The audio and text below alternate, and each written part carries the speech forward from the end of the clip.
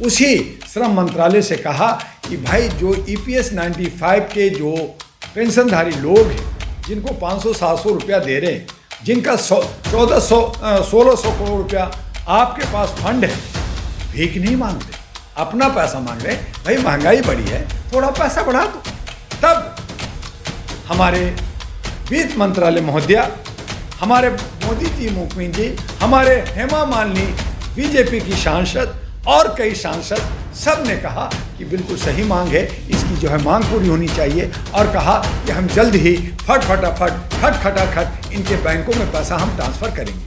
आपके कई राज्यों का चुनाव हो गया, उम्मीद थी कि उन्हीं राज्यों के चुनाव के बीच में इनकी मांग पूरी हो जाएगी। हमारे कमांडर अशोक और मांड्या और बाकी उनके और भी लीडर्स हैं, इन तमाम लोगों ने जंतर मंतर पे धरना प्रदर्शन किया, लगातार किया, आज़ाद मैदान मुंबई में किया, रामलीला ग्राउंड में किया, और कई शहरों में नुक्कड़ों पे हुआ, बहुत सारे कोरेस्पोंडेंस किए, बहुत सारे मीटिंग किए। उन्होंने कहा, कभी नहीं कहा कि नहीं साहब आपकी मांग गलत है, हम नहीं मानेंगे। हर बार यही आश्वासन मिला, आपकी मांग जायज है, हम जल्द करने जा रहे हैं, हम जल्द देने जा रहे हैं।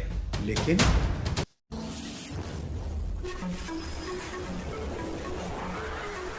जर्नलिस्ट महोदय, बड़ा हैरानी होता है कि हमारे जितने भी प्रधानमंत्री हों या जितने कैबिनेट मिनिस्टर हैं, ये सब रिटायरमेंट के स्टेज पे है। ये रिटायरमेंट करेंगे, ये भी पेंशन मांगेंगे। तो एक EPFO, एक अलग से गवर्नमेंट के अंदर एक विभाग बना हुआ है कि जितने भी पेंशनधारी हैं उनकी संरक्षण की जाए, उनको समय पे पेंशन मिले, ताकि वो सुख शांति से अपना आखिरी समय को गुजार सके। इन पे बहुत सारे कानून भी बना हुआ है, एक मंत्रालय भी बना हुआ है जो श्रम मंत्रालय इसकी देख रेख करती है। आपने कमांडर अशोक जी का नाम लिया, वो मेरे अच्छे दोस्त हैं। All India human rights association की तरफ से डॉक्टर दुआ एक संस्था के मार्फत होने के मार्फत से मैंने बहुत सारे कोरेस्पोंडेंस किए। उसी श्रम मंत्रालय से कहा कि भाई जो EPS 95 के जो पेंशनधारी लोग हैं जिनको 500-700 रुपया दे रहे हैं, जिनका 1400-1600 करोड़ रुपया आपके पास फंड है, भीख नहीं मांग रहे, अपना पैसा मांग रहे। भाई महंगाई बढ़ी है, थोड़ा पैसा बढ़ा दो।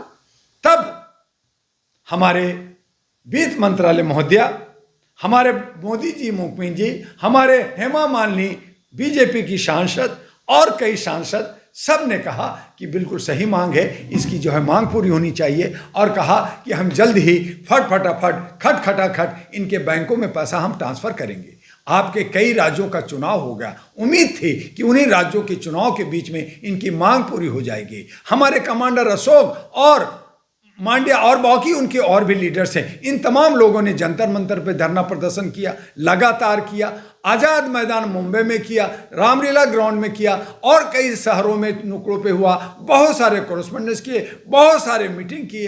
इन्होंने कहा, कभी नहीं कहा कि नहीं साहब आपकी मांग गलत है, हम नहीं मानेंगे। हर बार यही आश्वासन मिला, आपकी मांग जायज है, हम जल्द करने जा रहे हैं, हम जल्द देने जा रहे हैं।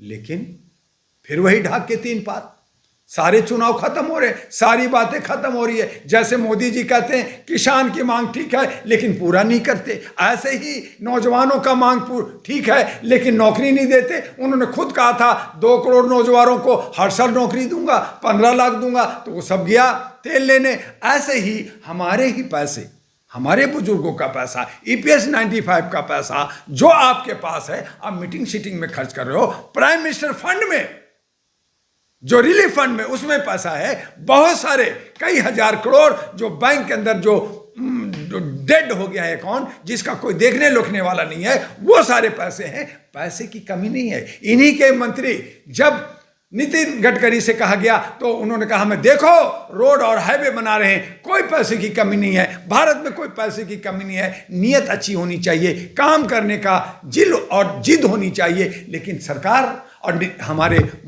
प्रधानमंत्री मोदी जी कहते हैं हम सब कर रहे हैं, योजना परियोजना, रोज इतना करोड़ उतना करोड़ दे रहे हैं, ले रहे हैं, अपने साथियों को इतना करोड़ उतना करोड़ लोन माफ कर रहे हैं। लेकिन बुजुर्गों की आह लेने में सबसे आगे हैं।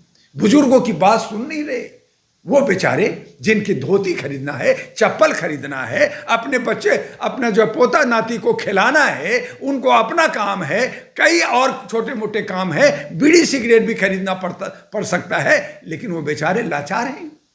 और उस लाचारी का, उसका बदुआ लेकर करके ये सरकार चल रही है। और पिछली बार भी जब इनको हम लोगों ने कहा कि आप इनकी बदुआ मत लीजिए, बदुआ बहुत बुरी चीज होती है, आप 400 पार नहीं करेंगे। डॉक्टर दुआ ने कहा था 240 से पार बीजेपी नहीं करेगी, 240 पे काटा अटक गया, रुक गई। आज अगर आपके सपोर्टर पीछे चले जाते हैं, आपकी सरकार 1 मिनट में गिर जाएगी, खत्म हो जाएगी। आपको पसीना छूटा हुआ है, आप फिर वही गलती कर रहे हैं। बद्दुआ बहुत बुरी चीज होती है। इन बुजुर्गों का पेंशन, मोदी जी आपसे मेरा आग्रह है, इस चैनल और इस वीडियो से मेरा अपील है कि मोदी जी है तो मुमकिन है, आप इसे मुमकिन कर दीजिए, इनका पेंशन दे दीजिए, इनको शांति से रहने दीजिए।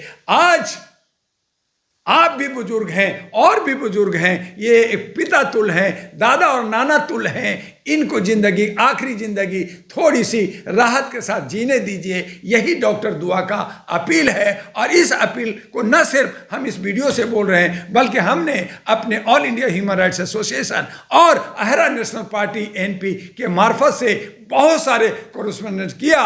लेकिन क्या सरकार है, कमाल की सरकार है हमारी कि कान में कॉटन डालती है और संगूर छड़ी से लोगों को मारती है, दिखती है, लेकिन सुनती नहीं है। और यही वजह है कि कानून जहां अंधा था पहले, उस पर पट्टी लगा हुआ था, अब वो पट्टी हटा दिया गया है, वो पट्टी का कॉटन बना करके कान में डाल दिया गया है। देखूंगा लेकिन सुनूंगा नहीं, कुछ सुनाई नहीं देता इनको। और यही वजह है कि हम और आप तड़प रहे हैं। आज जरूरत आन पड़ा है कि जिस तरह से कानून की पट्टी हटाई गई है, उसी तरह से कान के अंदर जो कॉटन है, कान के अंदर जो रुआ पड़ा है, कान के अंदर जो गंदगी पड़ा है, उसको भी खरोच के निकालना पड़ेगा, ताकि ये सुन सके, देख सके और काम कर सके। और अगर ऐसा नहीं होता तो जन क्रांति आएगा, बदलाव आएगा, और अहरा नेशनल पार्टी और राष्ट्रीय महागठबंधन एक बदलाव की क्रांति, एक चिंगारी लाएगी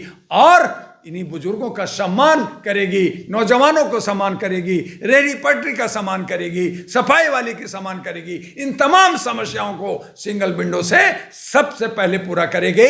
आइए पेंशनधारियों, आइए मेरे बुजुर्ग साथियों, अहरा नेशनल पार्टी के दामन को थामिए और इसको आगे बढ़ाइए। इनवेलप के साथ आइए, दिल्ली के अंदर इनवेलप को जिताइए, अहरा नेशनल पार्टी को जिताइए, राष्ट्रीय महागठबंधन को जिताइए। अपना हक अधिकार अपने पास रखिए, छीन लीजिए। मांगने की जरूरत नहीं है, हम छीनेंगे, लेकिन उसके लिए हमें और आपका प्यार चाहिए और दुआ चाहिए, ताकि आपके साथ भी दुआ साथ रहे।